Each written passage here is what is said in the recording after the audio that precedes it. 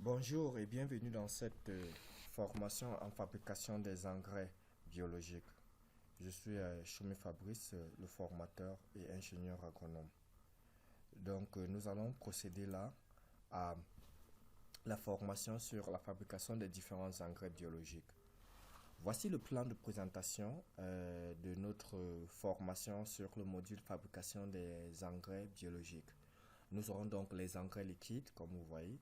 On aura la fabrication d'engrais à base de feuilles de titonia, la fabrication d'engrais à base de feuilles de moringa, la fabrication et l'utilisation du jus de vermicompost, le biofertilisant liquide, la fabrication du purin à partir de lisier, les méthodes d'obtention des engrais foliaires à base des crottes et urines des animaux. Ça, c'est le plan de formation pour ce module de fabrication des engrais liquides. Et pour chaque engrais, nous allons donc expliquer la spécificité de celle-ci. Et aussi, en plus de cela, nous aurons donc les vidéos pratiques que vous allez voir la deuxième partie. Alors, quelque chose d'important à comprendre sur la fertilisation biologique, surtout ce qui concerne les engrais liquides. Il faudra savoir que la fertilisation chimique n'est pas égale à la fertilisation biologique. Je m'explique. Très souvent, les gens font l'erreur de vouloir essayer de comparer l'engrais chimique, surtout sur les dosages à apporter. Parfois, on va dire un sac de 50 kg d'engrais chimique peut fertiliser, disons, 5000 mètres carrés. Mais un sac de fertilisation d'engrais biologique ne pourra pas fertiliser autant parce qu'il faudra se rappeler que l'engrais biologique a un rôle à part et les quantités sont importantes. Et l'autre chose qu'il faut savoir, c'est qu'au niveau de la fertilisation chimique, les quantités au fur et à mesure des années augmentent, on double, on triple. Et, et au fur et à mesure que les années passent, le rendement baisse. Par contre, au niveau de la fertilisation biologique, plus les années vont passer, plus on va réduire les quantités à apporter parce qu'il y aura toujours des réserves au niveau du sol. Il faut savoir que l'engrais chimique est destiné à la plante et pourtant l'engrais biologique elle est destiné au sol. Pour une quantité par exemple de 50 kg d'engrais, le nombre de plants à fertiliser avec le chimique sera toujours supérieur à celle du biologique comme je l'ai précisé. La quantité d'engrais biologique que l'on va utiliser dans un champ va baisser au fur et à mesure comme je l'ai dit et fertiliser notre champ. Et il faudrait retenir ceci. L'engrais liquide ne va jamais remplacer l'engrais solide. Jamais au grand jamais. Parce que l'engrais solide joue au niveau des racines et c'est même ça la base de la fertilisation. Et l'engrais liquide vient juste comme un complément. Donc tout ce que nous allons faire ici là, il faudrait savoir que cet engrais ne va jamais remplacer cela. Alors la fabrication des engrais liquides ou encore engrais foliaires pour la fertilisation. Donc, on peut faire donc la fabrication d'engrais liquides à base des feuilles de titonia, encore appelées feuilles de marguerite ou feuilles de fleurs jalousie. Et je tiens à rappeler aussi qu'en lieu et place de ces engrais, parce que cet engrais-ci, c'est Titonia diversifolia, elle est riche en azote et facile à pouvoir le faire. Mais si nous sommes dans les localités comme le Niger, la Mauritanie, le Burkina ou le Sénégal, où nous n'avons pas ce Titonia, on peut utiliser les feuilles de légumineuses parce que les feuilles de légumineuses sont aussi riches. Et parmi ces feuilles de légumineuses, on peut avoir donc le pois cajan ou le pois d'Angole qu'on appelle communément, ou bien même les feuilles riches de niébé et autres qu'on peut utiliser pour cela. Alors la fabrication de l'engrais liquide avec les feuilles de fleurs marguerite ou bien toute autre feuille de légumineuse, ça peut être l'acacia, ça peut être le sesbania, ça sont aussi des éléments qu'on peut utiliser. Bon, pour fabriquer dans l'engrais liquide avec les feuilles de marguerite, vous pouvez prendre un récipient ou un fût que vous allez verser les feuilles jusqu'à la moitié du récipient. Et dans la vidéo, on va vous expliquer, la vidéo pratique, vous allez voir comment est-ce qu'on fait cela. Et après, vous allez remplir de l'eau. Par exemple, si on a un fût qui a 80 cm de hauteur, vous allez remplir le fût avec les feuilles de marguerite jusqu'à 40 cm. Et remplir le tout avec de l'eau. Bien fermer le récipient et laisser fermenter pendant 14 jours. Après les 14 jours de fermentation, vous filtrez le contenu et appliquez sur vos cultures. Bon, quelque chose aussi à savoir, c'est que si vous faites ce dosage, vous n'avez pas besoin de diluer le mélange avant de pulvériser. Vous pouvez pulvériser directement. Il faut savoir que l'engrais liquide à base de feuilles de marguerite apporte de l'azote aux feuilles et l'azote permet le développement des feuilles. Ça, il faudra aussi le préciser. Et pulvériser l'engrais liquide quand la plante n'a pas encore donné les fleurs. Quand la plante a jauni ou bien quand la plante manque d'azote, Ou aussi quand on repique les plants, on vient juste de repiquer les plants de culture comme tomates, piments, aubergines, poivrons qu'on vient de repiquer. Vous pouvez donc aussi apporter dans cet engrais liquide là. Voilà les périodes où il faudra aussi apporter dans ces différents engrais liquides. Savoir aussi qu'on pulvérise très tôt le matin, c'est pouvoir indiquer. Maintenant, la fabrication de l'engrais liquide à base de feuilles de moringa. Au Sénégal, ils appellent ça nebadaï. Donc, le moringa oleifera, c'est aussi une plante, un engrais foliaire. À la différence euh, de, de titonia ou bien des feuilles de légumineuses, le moringa est aussi riche en oligo-éléments, c'est-à-dire des petits éléments nutritifs en plus donc de cet azote-là. C'est un biofertilisant uniquement foliaire et elle a pour rôle d'accélérer la croissance des cultures. On peut aussi pulvériser sur les pépinières ainsi que sur les arbres fruitiers. Maintenant, elle a aussi un effet bioactivateur sur la croissance. Et ses avantages de ce bioactivateur, c'est que la plante croît plus rapidement au niveau des plants qui sont en pépinière. On a une meilleure résistance face aux ravageurs et maladies. Et on a un meilleur développement des racines, des feuilles et du feuillage des fruits. Alors, comment est-ce qu'on utilise? Quels sont les ingrédients qu'on a besoin? On a besoin de 3 kg de feuilles de moringa, un seau d'eau de 10 litres et 10 litres d'eau. Pour la préparation, on a fait donc la préparation de feuilles de moringa. On pile les 3 kg de jus fraîche de moringa. On va mettre progressivement de l'eau, 1 litre d'eau. Filtrer et récupérer le jus des feuilles de 1 litre. Le reste, on peut donc utiliser comme aliment pour les porcs, les ruminants, les volailles, car elle est riche en protéines, donc ce qu'on a eu à obtenir après l'extraction. On peut aussi enterrer au sol comme engrais organique ou mettre comme biofertilisant liquide.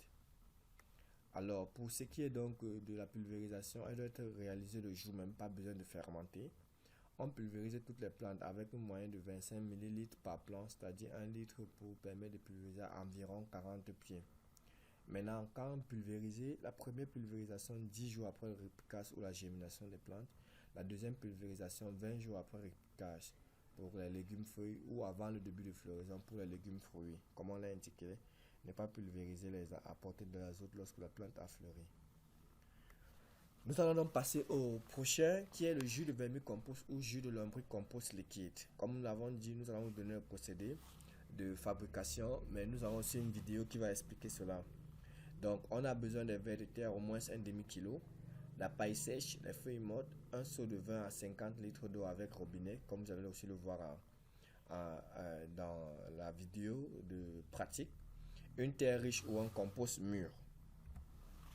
Maintenant, pour ce qui est de la fabrication, vous prenez un seau ou un fût et que vous remplissez des feuilles de paille dans le contenant à une hauteur supérieure au niveau du robinet. Versez un peu ensuite des feuilles mortes dans le récipient. Ensuite, vous versez de la terre riche ou du compost bien mûr.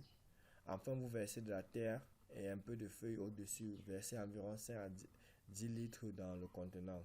Couvrez le contenant avec un moustiquaire pour laisser de l'air circuler et éviter l'attaque des ravageurs. Utilisation. Laissez le mélange pendant 10 jours. Après 10 jours, vous ouvrez le robinet et vous recueillez le jus. Si vous avez récolté par exemple 4 litres de jus, il faudra remplacer par 4 litres d'eau. Vous pouvez récolter le jus tous les 10 jours. Le contenu peut être remplacé tous les 4 mois. Ça veut dire que après avoir collecté le jus, vous pouvez donc remplacer le contenu après tous les 4 mois. Pour l'utilisation du jus, vous mélangez 1 litre de jus dans 9 litres d'eau. Alors, quelques définitions pour les biofertilisants liquides, parce qu'il est important de pouvoir comprendre ce pourquoi quand on vient de voir les différents biofertilisants liquides, ce pourquoi nous sommes en train de vouloir vous montrer cette technique de fabrication des biofertilisants liquides ou compost liquide. Déjà, c'est un mélange de composés, de fumier et de restes de végétaux qui ont fermenté dans l'eau. Elles sont riches en micro-organismes. Elles peuvent aussi être utilisées en engrais sous forme liquide et comme produit de traitement selon les matériaux qui le composent. L'avantage des biofertilisants liquides, ils améliorent la fertilité du sol, accélèrent la décomposition du paillage pour fournir de la matière organique supplémentaire aux cultures, peuvent fonctionner comme engrais foliaire directement absorbé par le feuillet des plantes, raison pour laquelle j'ai dit est complète, donc elle est comme un complément d'aliment. Permet de valoriser la biomasse naturelle des plantes médicinales locales. Se réalise avec de nombreux végétaux disponibles selon les effets voulus ou bien ce qui est disponible. Réduire le recours aux pesticides chimiques de synthèse joue un double rôle, alimentation et traitement des cultures. Son produit à très basse, c'est un produit donc à très basse coût, oui, et les techniques de production sont faciles à maîtriser. Maintenant, quelques inconvénients disposent. Bon, c'est des inconvénients. Un dispositif de fût d'une capacité importante exige un peu de savoir-faire pour le contrôle de la fermentation. La préparation de biofertisants liquides, par exemple, 12 kg de fumier, voilà une technique. Et il y aura même des vidéos qui vont un peu accompagner cela. Ça peut être des fientes de poule ou bien des chauves-souris, lisiers de porc ou au fumier de bovin. 20 kg de matière fraîche, feuilles par exemple, on peut utiliser pour le moringa, le leucéna, le cassia, le stylosanthes pour l'apport en azote. Le titonia notamment pour l'apport en phosphore et en propriété insecticide, bactéricide. Le Chromonella odorata ou Opatorium, qui est communément appelé au Cameroun Bokassa grasse. Au Gabon, elle est appelée 5 minutes. En Côte d'Ivoire, elle est appelée donc Sékou Touré. Voilà pour ce qui est donc de ça. On peut aussi verser un peu les feuilles de tabac comme effet insecticide. Mélangé dans un grand fût de 250 litres, on a besoin de 2 sacs vides de farine, un bâton solide pour humer le mélange, une machette, un pulvérisateur et un filtre, des arrosoirs aussi. Alors comme vous pouvez le voir en image, la première étape c'est de remplir le fût avec 200 litres d'eau. La deuxième étape, remplir le sac alternatif avec la matière végétale et les 12 kg de fumier disponibles. Troisième étape, tremper le sac rempli dans le fût, veiller à ce qu'il soit bien immergé, mettre une grosse pierre dans le sac pour maintenir enfoncé dans l'eau et faciliter le brassage. Étape 4, fermer le fût avec le couvercle, puis pour éviter les insectes et les mauvaises odeurs, mais sans fermer hermétiquement pour que les gaz puissent s'échapper. Remuer le sac pendant 5 minutes, 2 jours après fermeture. Rajouter de l'eau si nécessaire et renouveler l'opération une fois par semaine. Le biofertisant liquide est prêt après environ un mois et demi. Il ne doit plus sentir et il n'y a plus d'apparition des bulbes de fermentation. Alors, il y a aussi une autre technique de fabrication de purin à partir du lisier. On appelle lisier le mélange de déjection solide et liquide des bêtes qui ne contiennent pas de litière. Les fientes de déjection des volailles sans litière. Et les litières, c'est généralement les copeaux qu'on verse sur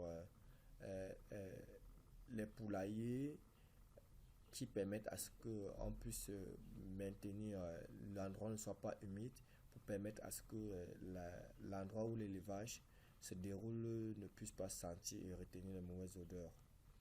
Le purin ne comprend que les parties liquides de déjection. Bien que la décomposition soit différente, à cause de l'absence de litière, ces trois éléments jouent un rôle de fertilisant et ne contribuent pas à la fermentation des réserves, parce qu'une bonne partie de leurs minéraux se forment solubles ou facilement solubles. Alors, les trois éléments que joue donc le purin, on peut avoir le purin à base de fougère. Donc, on prend 5 kg de feuilles de fougère dans 5 litres d'eau jusqu'à disparition de la mousse entre 6 et 10 jours, en fonction du facteur climatique du milieu, bien sûr, parce que la fermentation est beaucoup plus rapide dans les zones sahéliennes comme le Sénégal, le Niger, la Mauritanie, alors que les pays comme la Côte d'Ivoire, le sud de la Côte d'Ivoire, bien sûr, le sud du Cameroun, le Gabon, le Congo sont des zones humides. Et l'extrait peut aussi être utilisé comme fongicide des cultures. Le purin des urines de lapin. Après avoir fermenté les urines de lapin pendant 14 jours, diluez 1,5 litre de purin dans 15 litres d'eau et pulvérisez la solution sur les feuilles de plante et permet de lutter contre les limaces, les escargots. Le purin de fiente de poule, fermenter un sac de fiente de poule dans 37 litres d'eau pendant 14 jours et utilisé comme engrais foliaire. Voici encore une autre méthode d'obtention d'engrais foliaire à base des crottes et urines de lapin. Donc, on a la première méthode, puisqu'on a les ingrédients, qu'on a le sac jute, vous allez le voir. La première méthode, c'est de mettre les crottes dans le sac, l'attacher avant d'introduire dans le récipient en raison d'1 kg pour 4 litres d'eau. Voilà une technique qui permet donc de pouvoir le faire.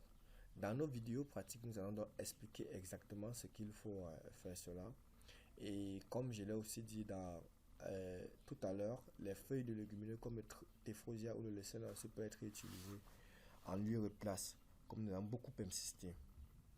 Et puis on a aussi les crottes qui peuvent être à base d'urine, les crottes qui peuvent être faites à base euh, euh, euh, des urines ou bien des différentes déjections des animaux.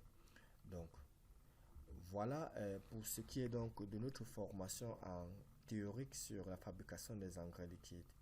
Je tiens aussi à rappeler que pour cette formation sur les engrais liquides, nous allons dans les vidéos qui appuient cela et les documents qui vont vous aider à pouvoir mieux assimiler. Mais nous avons insisté sur des points essentiels. Nous vous remercions pour votre écoute par rapport à notre formation en ligne.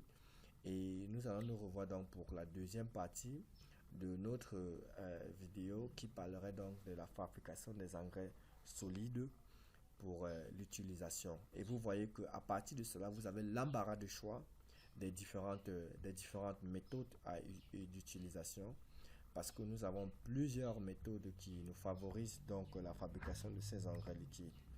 Et il n'y a aucune raison pour qu'on puisse déjà, dans nos différentes localités, se dire qu'on ne peut pas fabriquer notre engrais liquide à faible coût.